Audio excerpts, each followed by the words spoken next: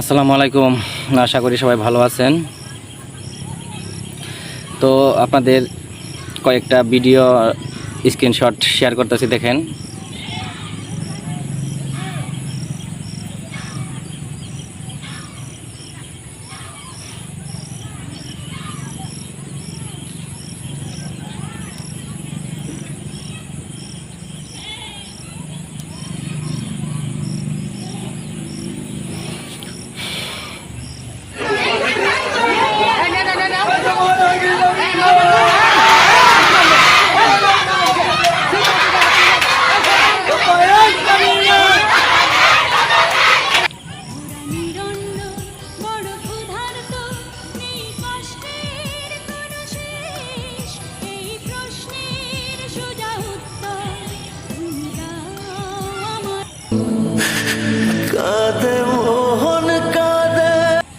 যাই হোক, এখন মূল আলোচনায় যাই।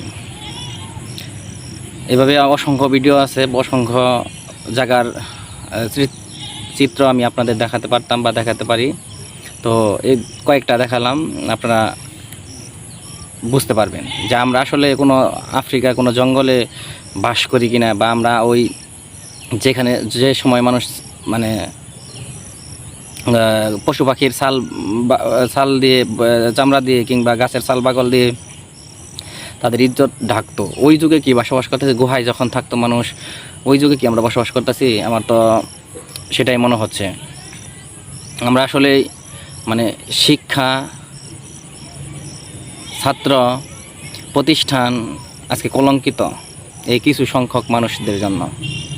ভাবা যায় এই ছোট ছোট বাচ্চারা আপনার যখন স্কুল, কলেজ, বিশ্ববিদ্যালয়ের প্রধানকে, অধ্যক্ষকে পদত্যাগের জন্য বাধ্য করে, দেখেন কিভাবে কি করলো, দেখলেন তো আপনারা। এটা ভাবা যায়? মনুষ্যত্ব, শিক্ষা আমাদের কোথায় আজকে গিয়ে পৌঁছেছে?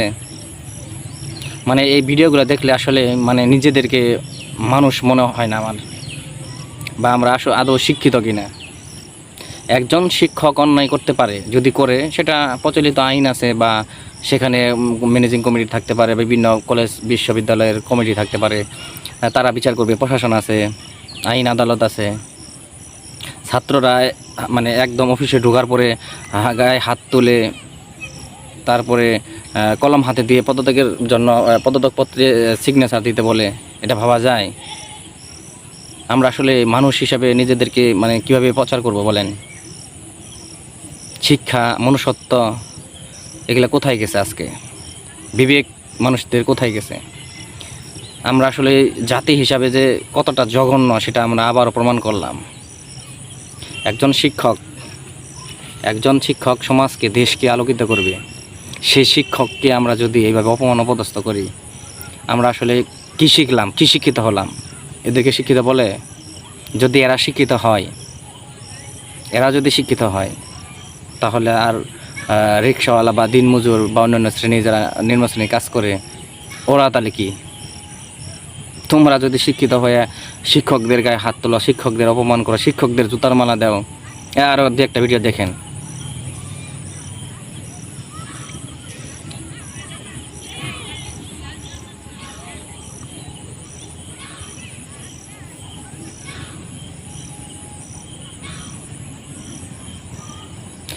দেখুন এদেরকে কি পরিবার কি শিক্ষা দিচ্ছে? এদের কি কোনো ফ্যামিলি নাই? ব্যাকগ্রাউন্ড এদের এতই খারাপ? কি শিখলা জীবনে? কি শিখলা? কি শিক্ষিত হয়েছ? একজন শিক্ষককে তোমরা সম্মান দিতে পারো না। একজন প্রতিষ্ঠানের প্রধানকে তোমরা, শিক্ষা প্রতিষ্ঠান প্রধানকে তোমরা সম্মান দিতে পারো না। তোমরা এতই বিচারক হয়ে গেছো, এতই বিবেকবান হয়ে গেছো, এতই প্রতিবাদী হয়ে গেছো। আবার দেখেন বৈষম্য বিরোধী ছাত্র আন্দোলনে যারা কাজ করছিল, ওদের টার্গেট ছিল সরকার পতন বলেন, বা ওদের এই যে মেধাভিত্তিক চাকরি নেওয়ার জন্য আপনার হচ্ছে যে যারা মুক্তিযোদ্ধা কোঠা, সেটা সংস্কার করার জন্য আন্দোলন করছিল, সেটা হয়ে গেছে।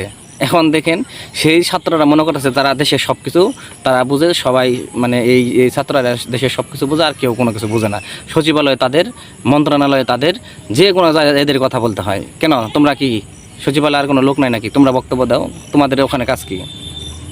আনসার বাহিনীরা যখন গেল তখন সচিবালয়ে তোমাদের কাজ কি?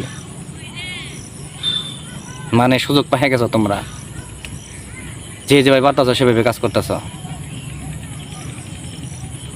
আবার বলো দেশ স্বাধীন হয়েছে, ভিন্ন মত হইলে তো এখন তাদেরকে হত্যা মামলা গুম ইত্যাদি করার হুমকি দামকি হচ্ছে চতুর্দিকে। আবার দেশ স্বাধীন হয়েছে, মুখে দেশ স্বাধীন বলি ওরায়া ওরায়া সুবিধাবাদে জিন্দাবাদ হচ্ছে তোমরা। তোমরা বোঝো আর কেউ শিক্ষিত না সমাজে, শিক্ষিত হয়েছে। একজন শিক্ষককে সম্মান করতে পারে না শিক্ষিত। এটা কি আফ্রিকার কোনো জঙ্গলে বসবাস করে নাকি আমরা করি? আমরা কি আফ্রিকা জঙ্গলে বসবাস করি? একটা শিক্ষকের সম্মান দিতে পারো না, আবার তোমাদের নামের পাশে ছাত্র, বেয়াদব পোলাপান।